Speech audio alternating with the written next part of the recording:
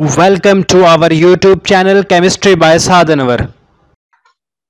तो जी हाँ, welcome to all of you in chemistry by Sadhanwar में अभी जो हम टॉपिक डिस्कस करने वाले हैं, इस टॉपिक का नाम है गिब्स दोहम इक्वेशन। इसे गिब्स दोहम मर्गुलस इक्वेशन भी कहते हैं। इस इक्वेशन को देखने से पहले मैं आपको एक सजेशन दूंगा जिसका आपको बड़ा फायदा होने वाला है कि आप इस टॉपिक को देखने से पहले अगर हमारा लेक्चर केमिकल पोटेंशियल पर जो मैंने वीडियो अपलोड कर रखी है, केमिकल पोटेंशियल पर जो मैंने वीडियो अपलोड कर रखी है, उस वीडियो का लिंक आपको नीचे डिस्क्रिप्शन में मिल जाएगा। उस वीडियो को अगर आप देखेंगे तो आपको बहुत अच्छे से गिब्स दोहम इक्वेशन वाला टॉपिक समझ आएगा। अगर आप केमिकल पोटेंशियल को पहले देख लें, पार्शियल मोलर फ्री एनर्जी को देख लें, पार्शियल मोलर क्वांटिटी वाले हमारे लेक्चर को देख लें। किस लेक्चर को आपने पहले देखना है? पार्शियल मोलर क्वांटिटीज वाली वीडियो आपको डिस्क्रिप्शन में मिलेगी। केमिकल पोटेंशियल वाला लेक्चर आपको डिस्क्रिप्शन में मिलेगा, वो पहले देखकर अगर आप गिब्स दोहम इक्वेशन को देखोगे तो बहुत अच्छे से समझ आएगा। चलो भैया करो स्टार्ट, मेरे साथ साथ लिखें। मैथमेटिक्स है, मैं भी सीखूंगा, आप भी लिखें तो बहुत अच्छा समझ आएगा। वी नाउ, उससे पहले क्या लिखना है? वी नाउ फ्री एनर्जी या Gibbs free energy. We know free Gibbs free energy of a system depends upon, लिखिए, depends upon pressure, temperature and number of moles of different constituents and number of moles of different constituents, constituent कहते हैं particles, constituents। हम जानते हैं कि Gibbs free energy किसी भी system की डिपेंड करती है प्रेशर पे, टेम्परेचर पे और number of moles of different constituents से। तो इसको हम लिखेंगे कैसे? ये लिखा कैसे जाएगा? ये कुछ ऐसा लिखा जाएगा, देखो, जी है गिब्स फ्री एनर्जी और ये बराबर है फंक्शन ऑफ टेम्परेचर का, प्रेशर का और किस चीज का? Number of mole of different constituents. वो कैसे लिखेंगे? ऐसे लिखेंगे, N1, N2, यानी कंपोनेंट 1 के मोल्स, कंपोनेंट 2 के मोल्स, N3 और फिर सो ऑन। इसको भैया इक्वेशन का नाम दे दो, इक्वेशन नंबर 1 कह दो। इसको क्या कह दो? इक्वेशन नंबर 1 कह दो। अब याद रखना, फिजिकल केमिस्ट्री में जो स्मॉल डी है ये चेंज को रिप्रेजेंट करता है। किस चीज को रिप्रेजेंट करता है? चेंज को। तो हम चेंज देखने के लिए इक्वेशन 1 को डिफरेंशिएट करेंगे। लिखो, डिफरेंशिएट, डिफरेंशिएट। डिफरेंशिएट का मतलब होता है डेरिवेटिव लेना। Differentiate equation 1। तो जब इक्वेशन 1 को हम डिफरेंशिएट करेंगे तो कुछ ऐसे बनेगी, डी जी, यानी G Gibbs free energy, D G change in Gibbs free energy is equal to, यहाँ पर हमने डिफरेंशिएट करना है, पहले किस चीज से करना है? टेम्परेचर के हिसाब से, यानी गिब्स फ्री एनर्जी को हमने डिफरेंशिएट करना है पहले। देखो यहाँ पर ना एक ये जो डी है ये भी डिफरेंशिएशन का साइन और ये वाला भी यही साइन है, इस साइन से कंफ्यूज नहीं होना।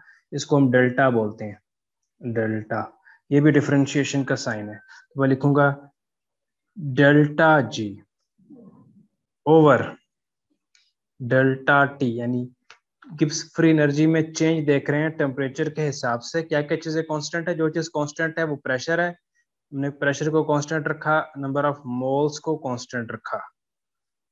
ठीक, तो यहाँ पर डिटेल लिखेंगे खुद, प्लस अब हम गिब्स फ्री एनर्जी में चेंज देख रहे हैं विद रिस्पेक्ट टू प्रेशर, यानी प्रेशर के चेंज होने से गिब्स फ्री एनर्जी में चेंज। ये क्या है? टेम्परेचर के चेंज होने से गिब्स फ्री एनर्जी में चेंज। ये क्या है? प्रेशर के चेंज होने से गिब्स फ्री एनर्जी में चेंज। और क्या क्या चीजें कांस्टेंट रखेंगे? अब टेम्परेचर कांस्टेंट रखेंगे, N1, N2 और नंबर ऑफ मोल कांस्टेंट रखेंगे और यहाँ डीपी लिखेंगे, प्लस अब गिब्स फ्री एनर्जी में चेंज देखेंगे with respect to number of moles of constituent 1। और क्या क्या चीज कांस्टेंट रखेंगे, टेम्परेचर भी कांस्टेंट रखेंगे, प्रेशर भी कांस्टेंट रखेंगे, N2 N3 सो ऑन, और यहाँ DN1। ठीक, इसी तरह प्लस, यहाँ पर मैं जरा इरेजर इस्तेमाल करूं। अब गिब्स एनर्जी में चेंज देखेंगे विद रिस्पेक्ट टू N2, यानी डेल्टा N2। क्या क्या चीज कांस्टेंट रखेंगे, टेम्परेचर कांस्टेंट रखेंगे, प्रेशर कांस्टेंट रखेंगे, N1 N3 कांस्टेंट रखेंगे, सो ऑन। और यहाँ पर हम DN2 लिखेंगे प्लस, फिर इसी तरह डॉटेड लगा दो, इसका मतलब है आगे कहानी यूं ही चलती रहेगी, चलती रहेगी। और इसको इक्वेशन नंबर 2 कह दो। ये क्वेश्चन नंबर 2 है। अब अगर आपने केमिकल पोटेंशियल वाला हमारा लेक्चर देखा होगा या पार्शियल मोलर क्वांटिटी वाला हमारा लेक्चर देखा होगा, तो आपको एक बात बहुत अच्छे से समझ आने वाली है।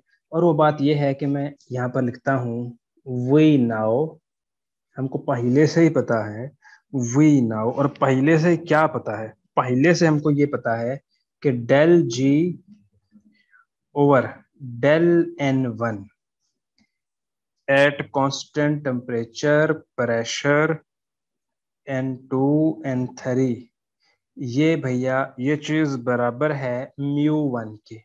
ये केमिकल पोटेंशियल है, यानी जो ये वाली सारी टर्म है ये बराबर है किसके, μ1 की। μ1 केमिकल पोटेंशियल।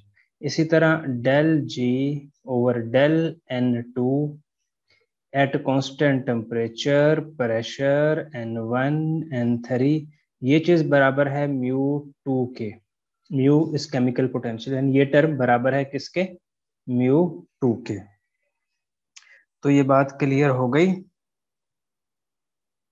ठीक, अब इक्वेशन 2 में आपने इस टर्म की जगह पर μ1 पुट करना है और इस टर्म की जगह पर μ2 पुट करना है।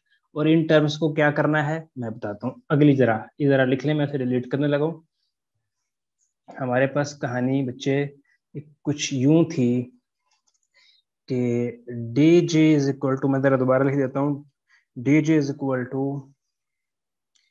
Del G over del T at constant pressure N1 N2 d T plus, ये प्लस है del G over del P at constant temperature N1 भी कांस्टेंट N2 भी कांस्टेंट डी पी प्लस।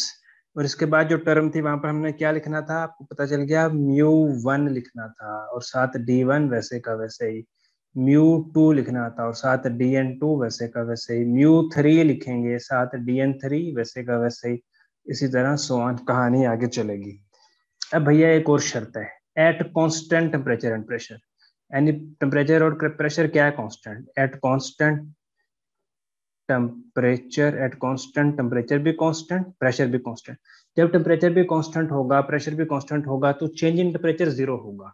देखो, कांस्टेंट टेम्परेचर का मतलब है temperature change नहीं हो रहा, कांस्टेंट प्रेशर का मतलब है प्रेशर चेंज नहीं हो रहा।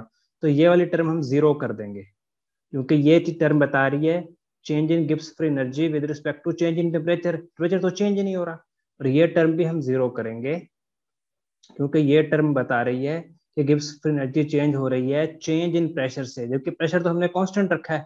तो ये वाली इक्वेशन ये बन जाएगी d G at constant temperature and pressure is equal to, ये दोनों टर्म जीरो हो गई, ये टर्म बच गई, ये टर्म बच गई, ये टर्म बच गई। तो μ1 DN1 plus μ2 DN2 plus μ3 DN3 plus so on.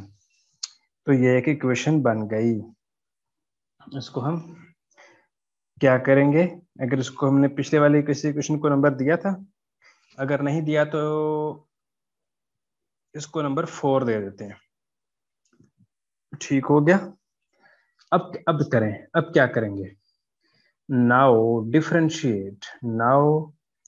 Differentiate कहते हैं जब तब्दीली चेंज देखना। Now differentiate above equation 4। अब ऊपर वाली इक्वेशन 4 को डिफरेंशिएट करो at constant eight constant temperature and pressure. वो देखना मैं क्या करूंगा, डिफरेंशिएशन कैसे करेंगे। नहीं पहले, सॉरी, पहले एक और काम करो, ये भी काम नहीं करना, ये भी काट दो।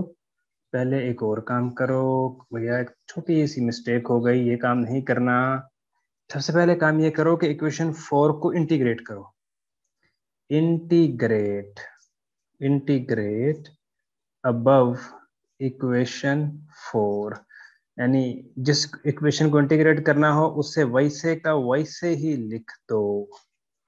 Mu 1 dn1 plus mu 2 dn2 plus, भाई इतना लिख दो। यहाँ भी साइन ऑफ इंटीग्रेशन, यहाँ भी साइन ऑफ इंटीग्रेशन, यहाँ भी साइन ऑफ इंटीग्रेशन। तो देखना कुछ चीजें ना कुछ चीजों को काट देंगी, समझो कि ये इससे कट गया, इधर सिर्फ g बच गया एट कांस्टेंट प्रेशर और प्रेशर। इसमें ये इससे के साथ कट गया और इधर म्यू वन के साथ n1 बच गया, और ये d इसका अपोजिट होता है, ये कट गया तो म्यू 2 n2 बच गया, और सो ऑन। ये कहानी इक्वेशन ऐसे चलेगी, इसको इक्वेशन 4 प्राइम कह दो। अब वो काम करो कि इस इक्वेशन 4 को हमने अब डिफरेंशिएट करना है। इक्वेशन 4 को क्या करना है, डिफरेंशिएट करना है। तो भैया इसको अगर हम डिलीट करके अगला पेज पे करें तो मेरे ख्याल में कहानी ज़्यादा अच्छी होगी, तो इसको डिलीट कर देते हैं और इक्वेशन 4 प्राइम दोबारा लिख देते हैं। इक्वेशन 4 प्राइम क्या है, इक्वेशन 4 प्राइम ये है कि G eight constant temperature pressure और नंबर ऑफ मोल्स भी कांस्टेंट है, n1 mu 1 plus n2 mu 2, इसी इक्वेशन 4 प्राइम है। अब क्या करना है, differentiate, differentiate above equation 4 prime. हाँ देखो अब डिफरेंशिएट कैसे करेंगे, बहुत सिंपल, dg, ठीक। हाँ डिफरेंशिएट कैसे करना है, differentiate above equation 4 prime eight at constant, eight constant temperature and pressure. जबकि जो इसकी कंपोजिशन है, नंबर ऑफ मोल है, वो हम वेरी करेंगे। एंड एट वेरिंग, वेरिंग का मतलब होता है चेंज करना, एंड एट वेरिंग कंपोजिशन, यानी कंपोजिशन नंबर ऑफ मोल्स ये वेरी करेंगे, ये कांस्टेंट नहीं है।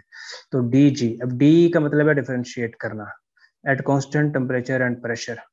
इधर भी dn1 mu 1 plus dn2 mu 2। अब यहाँ प्रोडक्ट रूल लगेगा, ये वैसे ही लिख दो। प्रोडक्ट रूल शायद आपको ना आता हो, अगर मैथ नहीं आता, एक चीज को कांस्टेंट रखो, n1 को रखो कांस्टेंट और d म्यू 1, अब म्यू 1 को रखो कांस्टेंट dn1 प्लस n2 को रखो कांस्टेंट d म्यू 2। अब म्यू 2 को रखो कांस्टेंट, जिस चीज को कांस्टेंट रखते हैं ना उसको डिफरेंशिएट नहीं करते। तो ये कहानी कुछ ऐसे बन गई, प्लस सो ऑन, इधर भी प्लस सो ऑन, यानी आगे कहानी इसी तरह चलती रहेगी, ठीक। फिर D G at constant temperature and pressure. देखो अब ये काम करो, यहाँ से मैं बताता हूँ, इस टर्म को लिखो और इस टर्म के साथ इस टर्म को लिखो, फिर इस टर्म को लिखो और इस टर्म के साथ इस टर्म को लिखो, यानी n1 d mu 1 plus n2 d mu 2 plus so on चलता रहेगा। फिर plus mu 1 dn1 plus mu 2 dn2 plus so on, ये कहानी चलती रहेगी। इसको क्वेश्चन नंबर 5 कह दो, बस खत्म होने वाली है। अब भैया हमने कुछ इक्वेशन को कंपेयर करना है। किन इक्वेशन को कंपेयर करना है, इक्वेशन 3 हमने किसी को नंबर दिए, एक इक्वेशन थी, मुझे याद नहीं आ रहा कि उसको नंबर 3 दिया है नहीं दिया, तो मैं दोबारा लिख देता हूँ। ये इक्वेशन 5 है, as we have this equation 2, we have this equation. हमारे पास ये वाली इक्वेशन भी तो है ना, वो इक्वेशन को कौन सा नंबर दिया है वो मुझे याद नहीं आ रहा, तो मैं लिख देता हूँ, ये क्वेश्चन थी, आप चूंकि साथ साथ नोट कर रहे होंगे तो आपको पता होगा। हमारे पास एक ये क्वेश्चन थी, n1 dn1 plus, equation sorry ये नहीं थी, मैं थोड़ा सा इसको चेंज करना चाहूंगा। इक्वेशन ये थी μ1 dn1 plus μ2 dn2 plus so on. ये क्वेश्चन को कौन सा नंबर दिया मुझे याद नहीं, अगर आपने कोई नंबर नहीं दिया तो शायद 3 का नंबर दिया था, सही तरह से मुझे याद नहीं, या कोई भी नंबर आप अपनी सहूलत के हिसाब से दे लें। अब इस इक्वेशन 5 और इस इक्वेशन 3 को आप देखें, इनकी एक साइड सेम है तो दूसरी साइड भी सेम कहेंगे, लिखेंगे compare compare equation number 3 and 5। अच्छी तरह लिखा जाए, equation number 3 and equation 5। Equation 3 और 5 को कंपेयर करेंगे, इनकी एक साइड सेम है, दूसरी साइड भी हम क्या कर देंगे, सेम कर देंगे। तो इसको n1 d μ1 प्लस, इस साइड को लिख रहा हूँ n2 d μ2 plus so on plus μ1 dn1 plus μ2 dn2 plus so on, और इधर μ1 dn1 plus μ2 dn2 plus so on. Question 3 की ये वाली साइड और इक्वेशन 5 की ये वाली साइड हमने लिख दी। अब क्या करो, n1 d μ1 plus n2 d μ2 plus μ1 dn1, यहाँ ब्रैकेट लगा दो बेशक, प्लस μ2 dn2 प्लस, और ये वाली सारी टर्म ना उठा के इधर लिख दो, तो ये हो जाएगी माइनस μ1 dn1 माइनस μ2 dn2। ये सारी टर्म माइनस में हो जाएगी, अगली टर्म भी माइनस में हो जाएगी, और इधर बचेगा सिर्फ 0, क्योंकि ये सारी टर्म उस जगह चलेगी। अब ये जो म्यू डी एन वन है और ये minus mu d n one, ये कैंसिल आउट हो जाएगा, mu two d n two और ये mu two d n two minus में ये कैंसिल आउट हो जाएगा, और इधर सिर्फ ये वाली टर्म बचेगी, n one d mu one plus n two d mu two plus so on is equal to 0। तो इस टर्म को मैं अगले पेज पे दोबारा लिखता हूँ और फिर दोबारा हम शुरू करते हैं। टर्म क्या बचनी थी, टर्म जो बची है वो n1 d mu one plus n2 d mu two plus so on is equal to 0। तो ये टर्म बची थी, ठीक। ये चीज सारी चीजें आपस में ऐड हो रही हैं, जब चीजें ऐड हो रही है तो इसको सिग्मा लिख सकते हैं, सिग्मा n1 n2 की जगह ni कर दें, ठीक, d म्यू आई कर दें इज इक्वल टू 0, दोनों एक ही चीज है। इसको हम कहते हैं, इस इक्वेशन को भैया, इस इक्वेशन को, this equation is called Gibbs Duhem equation. तो जो भी आपके क्वेश्चन हो या कोई चीज मुझसे गलत गलत आपको लग रहा हो कि मैंने कुछ गलत बता दिया है तो मुझे जरूर बताएं। अपना बहुत सा ख्याल रखिएगा। अल्लाह हाफिज।